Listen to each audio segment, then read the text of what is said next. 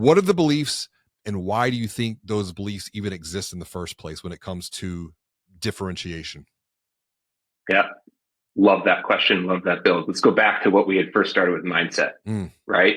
If that's why that mindset is so important to establish from the beginning. And, you got to take a leap at that point. It's like, we're here because we want a new way to win.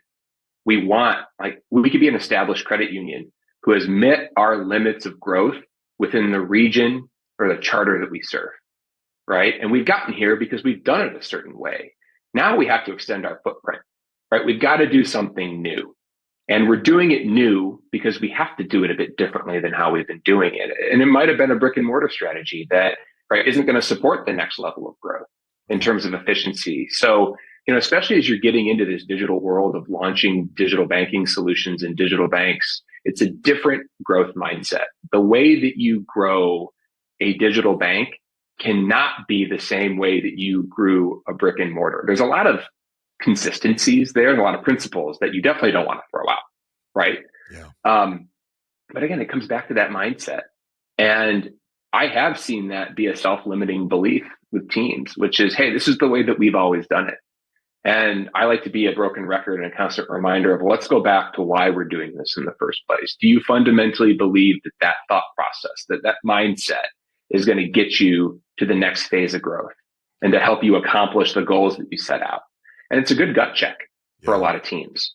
And again, it comes back to this analysis of the Petri dish, reminding them that, hey, we're mitigating our risk by containing the launch. So it's okay to fail, right? As we get into phase 2 in year 2, 3, 4, I want to be able to invest in things that work, but also equally know what doesn't, so we don't continue to make those same mistakes. So that experimentation mentality is just so critically important in the first 24 months. Yeah, the idea of the why is something that I wrote about in Banking on Digital Growth through the lens of purpose.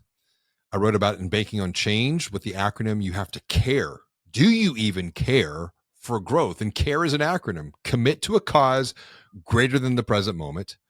Adapt your beliefs so that you can adapt your behavior. Resiliency is the way. And then energy. Yeah. How we're investing that energy, because it's interesting as we're comparing and contrasting steps 1 and step 2 here. It is step 2 is technology as a path to support differentiation and that have that capability. But before we can even think about that technology, we have to master the technology that sits between our ears, which is the mind. And I look at it this way. It's like the brain, that's the hardware.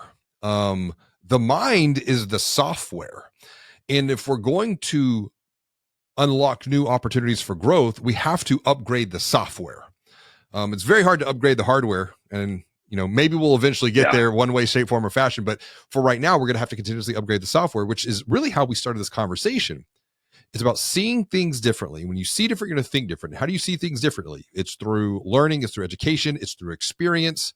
So now we're step 1, we're into step 2. Step 2, differentiation, deployment, technology as a supporting factor for a path forward to unlock new growth through a vertical alignment.